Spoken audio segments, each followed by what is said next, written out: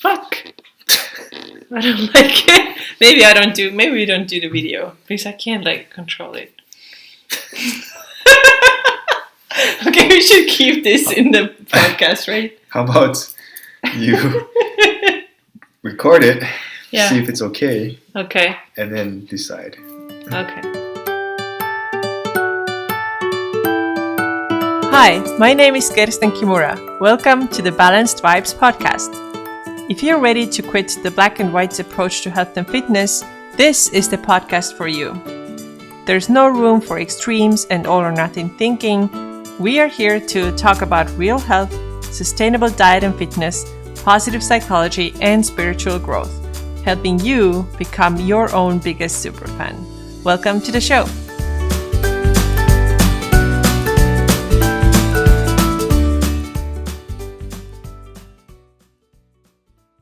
Put your hat on. Because my hair is weird on the side. Because it's a homemade haircut. Homemade haircut? Yes. Anything wrong with that? No. No, yeah. You just haven't been able to get your hair cut because of the quarantine. Yes. Nobody gets it right now. Yeah. My hair is super long too. It's never been this long for a couple of years. Okay, so we are here with Hugh Kimura. Hi, Hugh. Hello. How are you? I'm good. I had to bribe Hugh and get him a glass of wine so he would come here. My podcast. Believe it or not, I'm not drinking wine. I'm drinking tea. But yeah. So, anyways, Hugh is here today because I promised my followers that we do a podcast where we talk about HA and how I went through it. Actually, this was what my whole last episode was about. But the followers wanted to know how you saw it and what your perspective was and how we went through all that. So they actually sent me a bunch of questions. So we're just going to go. There's going to be 10 of them. And honestly, you guys, I don't know how it's going to be because some of the things I've never asked you. So maybe there's going to be some interesting answers that I end up fighting in front of the camera. And then, yes. How come you never told me that? That type of thing. Yes. I don't know. So maybe I should have had that wine too. Anyways, okay, so okay, the first question is, did Hugh ever know that HA was a thing? No. No? Okay, you had never heard about it before. Never heard about it, no. When was the first time you heard about it? When you mentioned it. Okay, what did I mention? What is the first information? Do you remember that even? I think your acupuncturist said that you might have it, right? Yeah. And do you remember anything else I told you? Was I really heartbroken to hear about it? Do you remember my response and reaction at first? I don't remember. You don't remember? What was it? I think I was actually really relieved because I could now had the permission to walk and not work out so hard all the time. Okay. But of course it was also devastating at the same time because as you know, I've been working out all my life and it's a big passion of mine. So it's a little bit like a mixed thing. But before that you didn't know anything, and I think I think you're not the only person. I think the majority of people don't really know what it is. Yeah, I mean, I think number one, nobody's ever mentioned that to me, and number two, I don't know if they would even if I asked. It's kind of a personal thing, or it seems like people would just write it off as, I lost my period, that's fine. It's better, in fact. Yeah, right? That's so true. I had a couple of people actually tell me, oh my God, you didn't have it for 10 years, what a blessing. Yeah, but now my bones might be fucked up a little bit and all these other things. Yeah. All right, so the second question is that did Kersten's workout obsession and food obsession ever look weird to you? That was, obviously before the HA recovery when I was doing a ton of that stuff. No, because I didn't see that you had a food obsession. I think that was before, right? And then, I don't know, some people just like to work out. I know a lot of people like to work out, so it didn't seem out of the ordinary to me. Were there any moments ever where you thought that I was obsessive at all? Did it ever look weird? It didn't look weird. Yeah. Did it look like dedication to you? Yeah. Yeah. Yeah, and you're right when you say that you didn't see the crazy food obsession part because by the time we met, when was it, early 2012? Yeah. Right? My biggest food obsessions were gone. The eating disorder was gone. So lucky you never had to really see that side of me. Yeah. Yeah. Yeah. All right. So the next question is, did you guys ever work out together? And if you did, was it hard to not to be able to do it for a while? Hard for me or you? For you. For me not to work out? Together with me. So the question is if we ever worked out together and was the change different because obviously. Oh, I see. Yeah. Okay. Got it. Yeah, we worked out together once in a while, but I don't work out that often, quite frankly. So Right. there wasn't much of a change. What did we do together? Did we work out together? Once in a while. Yeah, what did we do? We went to the park, remember, a few times, and we did the wall balls and that kind of stuff. And then did I actually get you to do it? Yeah, a few times. Oh, okay. Yeah, I mean, I gotta say we work out really differently, right? Mm-hmm. In all senses. Like, first of all, you do way less than I do, and then also the types of workouts we do are quite different. Yeah. So, you want to share more? What are you doing? What your fitness looks like? Yeah, I'd rather play a sport or something. Either play a sport or just lift some heavy weights. Mm-hmm. But you prefer like to get sweaty and do the hard workouts and stuff, right? So yeah, it's just a different style. Yeah, a little bit less of those hard workouts, but for sure. I remember we were in Hawaii. Probably that was when I still had like full on HA, and I was like doing all the intense stuff. So it must have been 15, right after we got married, and then. I remember going to the park and doing like those high intensity workouts. I did the 12-minute workouts, and then I tried to get you to go with me a couple of times. And I think once you did, and you were like, I don't find like anything fun that like pushing yourself to the limit. It's not for me. I think I just need to have a reason. Like when you score a basket or you score a goal or something like that, I think there's a goal or there's something you have to do, right? But it just running around for the sake of running around doesn't like really appeal to me. Well, you gotta say, one time you tried to impress me and run a half marathon with me. Yeah, but I mean, like that was also, I think, a cool accomplishment, right? Yeah. You're right. It is an accomplishment. It's not just like running around. It's like, okay, actually, there's a goal at the end of that, right? Yeah. So that was cool. Yeah. That was your first half marathon and last so far, right? That we did together. So. Yeah, that was great. But we do yoga sometimes together. Yeah, true. Yeah, that's what we did. But yeah, in general, it wasn't like, I know for a lot of couples, it's like the physical activity is one of the things that really is connecting. And then now when one person is like still going and the other one cannot because she has to heal and recover, then I understand why it can be difficult. Yeah, there's a little bit of jealousy probably there also, right? Yeah. They want to work out too. Yeah, exactly. So that wasn't really like a super, super big problem for us. All right. So the fourth question is that when she gained weight and asked for your validation, were you scared to give your honest answer? No. I think you asked, did I gain weight, right? Did I ask that? Yeah. And I said, yeah. Yeah. That's it. That's a fact, I know I gained weight. How can you not look in the mirror and say it? Yeah, but what would you say about asking for like validation, like in general? Did I do a lot of it? In what sense? Did I ask you all the time, hey, am I still pretty? Do you think I'm already too fat? No, I don't remember that, no. Yeah. I don't think so either. Yeah. That's what I'm telling my clients too. It doesn't really help you to ask that question because just like Hugh said too, you can like objectively look at yourself, okay, yeah, I have gained weight. You can't argue with that, right? Yeah. But it doesn't necessarily mean that the other person thinks something of it. I think so. Like, or you're like necessarily judging it, or so. It's like when you think other people are judging you, like your friends or just random people in the street, they think you shouldn't wear something because those people are gonna judge you, right? It's the same thing. It's just like, yeah, it's the only thing that really matters is what you think, right? Yeah, and sometimes even if you are not super happy about the change that you're going through, you gotta realize that this is for your health, even if you don't like it. Yeah, sure. Yeah, it's not fun to gain weight, I'm sure. Yeah. I mean, you have had this experience too. I mean, obviously you are you're like genetically you're just a thin person, right? Mm-hmm. But you have gained weight in the past.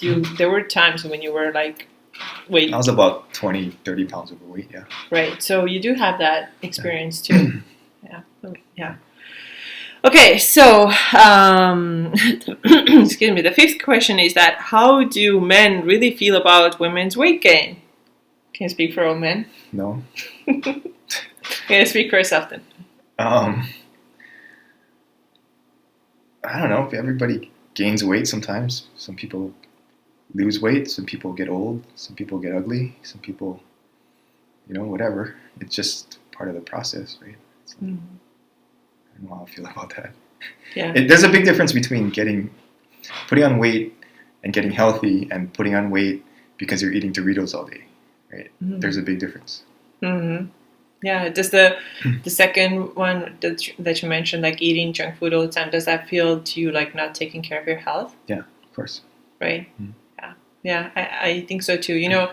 I've touched on that a couple of times already in this podcast too, but with a big like, let's nobody ever think about what we eat. I don't agree with that 100%. I understand that there should be food freedom, but we also have to realize that there are dangers when you think about overeating everything all day. It's just not a healthy thing to do. So I don't think we should like promote that necessarily. There is a health component too. Yeah, of course. Yeah. And then speaking of like weight fluctuations, actually, like you've seen me like gaining and losing weight a couple of times. Mm-hmm. And so when we first met, like I said, it was, God, how do I always forget? 2012, right? Yeah. Yes, 2012. Early in the year, around your birthday. So it's in February. So that was the time when I had just like finished 4-week or something juice and smoothie cleanse. Mm-hmm. And then I was really thin. Like looking back, I was like, whoa, I was really skinny. And so this is when we met. And then like as always happens after low calorie diet, you gain the weight back. So by the time I went back to Estonia, because my scholarship ended like in August or early September, I had put on quite a bit of weight, right, during this time. And then you never said anything about it. I remember like he never said anything. And then I went back to Estonia. We didn't see for several months. And then I had started the paleo diet. And then I lost a bunch of weight. I also started CrossFit, and I lost a bunch of weight. And I remember you came to visit. You came to Estonia, or did I come to New York? I don't know. We met somewhere. Yeah, both. Both, yeah, probably both. And I remember, like, I was so excited at home. I was like, oh, he's going to see I've lost all the weight, and he's going to be excited, and he's going to, be impressed. And then you said, like, nothing. I was like, fuck, like, who's that guy? And it was so weird because I had worked hard, and for me, back then this was still like a huge priority because it had always been. And the way I saw like the weight I had gained in the US, it was like a little like a shameful thing. And now I lost it. I was like, oh my God, and he didn't even notice. But of course now I appreciate it because I realized that it really isn't about your body weight. It's relationships are about other things. Yeah, sure. Yeah, so I appreciate it. That was You're welcome. And back then I hated it. I was like, fuck. But then now, like, that's so cool. Yeah. So thank you for never, like, commenting. You're welcome. any of that. You're welcome. Too much wine. Too much wine. Okay. All right. So I think that was the fifth question. We have 3 more. 6, 7, 8. Yeah, 3 more. Does the more relaxed and less obsessive personality that you create make up for the weight gain? Okay, so that question assumes, first of all, that the weight gain is a bad thing. Mm-hmm. Right? Yeah. So and you have to make up for it. Yeah. So I can't answer that because I think in this case the weight gain is a good thing. So you're not making up for anything. Right. Did you ever know that gaining weight can be a good thing before you learned about HA? Yeah, sure. Yeah. You knew it could be a good thing? Yeah, I think more, from what I understood, when you have more muscle mass, that's generally healthier, right? Mm-hmm. Yeah, muscle mass for sure. But did you ever know that even gaining body fat, which is what you mostly gain in HA recovery, that could be a good thing? I didn't know it exactly, but I didn't think it could it could be natural for some people. That's what I thought. It's like a common sense thing, right? Yeah, I mean, if a woman's going to bear a child, she needs to have the nutrients, right, to get to the child. So probably got to gain a little weight. Yeah, and those of you who maybe don't know, like, you need to have estrogen in your body, estradiol, and then if you don't have enough of it, you're in trouble. Like, that's why it's normal for women actually to have stomach fat, because estradiol is created in your fat cells, for example. So that's why you're not supposed to be like 12% body fat. So let's just, like, everybody relax and don't think that you'll necessarily have to have like 6-pack abs and all that kind of stuff. So yeah, sure. It's normal to carry body fat. Yeah, I think it's just a natural body type, right, for some people. Some people are just naturally heavier. Yeah. And you shouldn't try to be something that's like way under what you probably should be, right? Yeah. In terms of weight. That's really smart. So how do you know? Like, you've told me several times that you feel really good, like where you are right now, how your body is right now. So how do you know that your body weight is probably good for you? I just feel good. Yeah. When I was overweight, I was just lethargic and didn't feel good. And I was about 150 in high school, and that's a different period, obviously, but I don't know, that felt a little underweight. Right? So, yeah. And how much are you now again? 195. 195, yeah. And there was a period of time I remember too. That was also when we met. I'm not going to ask anymore when was that, because it was 2012. Actually, when we met, then you too. You were skinnier than you're right now, right? Because you had done this bulletproof diet. Yeah. I right? lost a lot of weight on that. Right. Yeah. So what were you like before that? Before that, I was probably about 220, 230. So the way I feel like it went for you, okay, you were around 220 to 30 pounds, and then you started this diet, and it actually really seemed to work for you. You didn't like get obsessive with it, and you felt really good, because it's like a higher fat diet that naturally works for you. You're eating vegetables, fruits, and meat, basically, so it's not like a restrictive thing. Yeah, and so you lost a lot of weight. I don't know, you got down to like 170 or 180 something. 175, 180, yeah. Right, which is really, really skinny. And then, you gradually kind of didn't do the diet anymore. And then you ended up somewhere in between. So you're no longer like 230, but you're not also like 175, because you're not like super restrictive with your food anymore. You eat like so normally and so naturally. And so you found, I feel like, this healthy place for you. Yeah, sure. Right, where you feel really good. And this is what I hope for everybody, that we can all kind of find it and then just stop fighting and stop running after every next diet that's out there. And you can be like totally normal and, drink wine here at like 4:30 in the afternoon. It's afternoon. It's afternoon. Yeah. Okay, so we have 2 more questions. Okay, next one. How did you guys handle the low libido thing? I just assumed that was part of the process. Right. Yeah. I think, the low libido thing. So, how to say? At first, of course, when we met, then it's like every time you start dating someone, it's never a problem. Even if you have HA, it's not a problem. I guess so. Yeah. Right? So that's kind of natural. But then, definitely when you're really overtrained, this is a problem. And one thing is actually that's kind of funny for us anyways, is that we have really weird sleep patterns, like very different sleep patterns.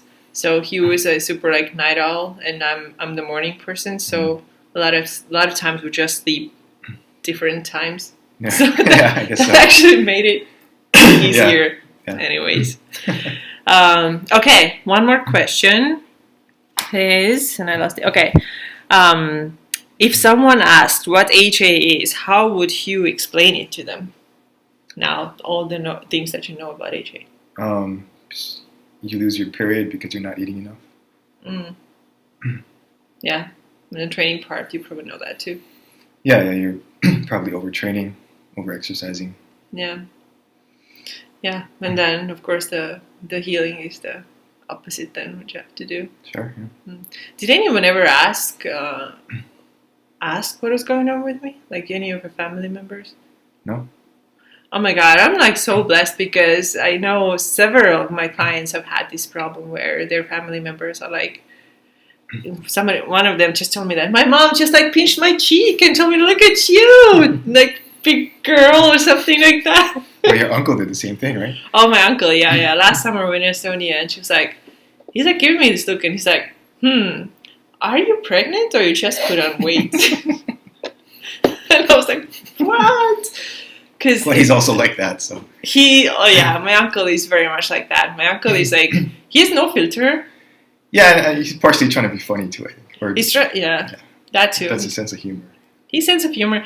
And that's actually also what I want to tell you guys, like everybody's listening, like you got to realize that for other people, like the weight is not as big problem as it is for you, right? Like we are, like you and I, like listeners, you are like sensitive to this topic, and that's why we take it so much bigger than it needs to be, you know. And for my uncle, who by the way is quite a bit overweight himself, right?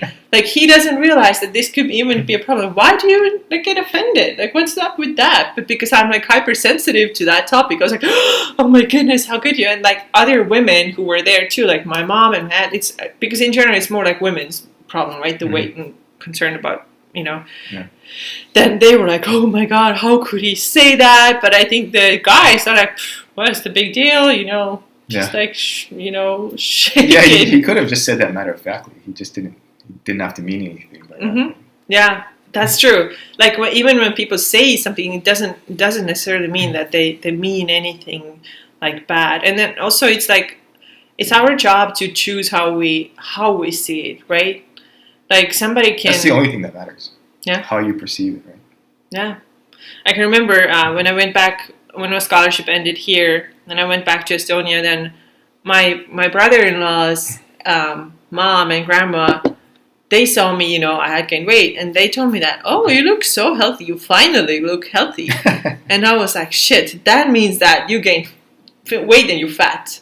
Because this is like my disordered brain saw it this way. But they actually, now I do believe that they genuinely saw that maybe, you know, on my frame, which is like, I'm like 5'9" or 175 centimeters, then like being, I don't know, like 62 kilograms or 135 pounds was a little bit too skinny for me personally. And maybe they really saw that I didn't look healthy.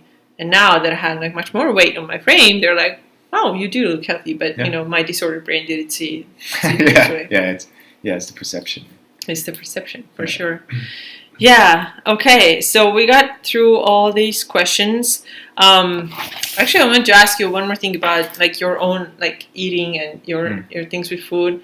A couple of months ago when I put together the Food, Body and Mind Liberation Project, the group coaching program that I had, we're talking about food and normal eating. So, and I asked you a question, like, what does a normal eating look like to you? What did you say? Do you remember that?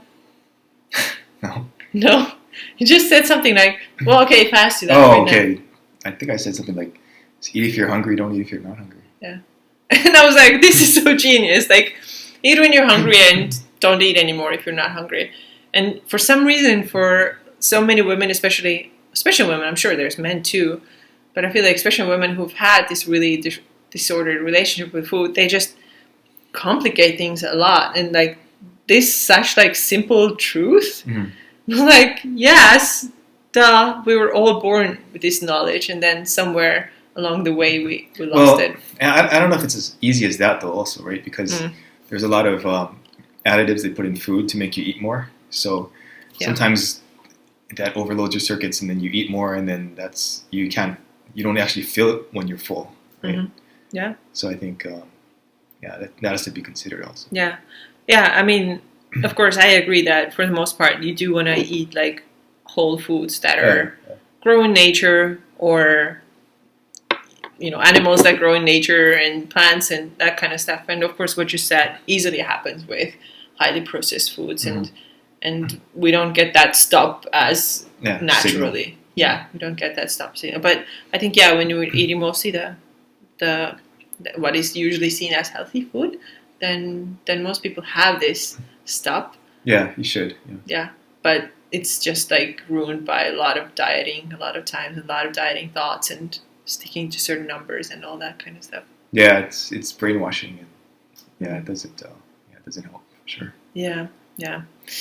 Okay, so I think that's it. Okay. Thank you so much for being welcome. here. Mm-hmm. Yeah, we thought it's gonna be like 5-minute episode because when we first discussed even doing this episode, you said like, yeah, everything's fine. It was normal. And I was like, okay, maybe we can expand on things a little bit. So hopefully we were able to do that for you guys a little bit, and hope you enjoyed this episode and got something good out of it.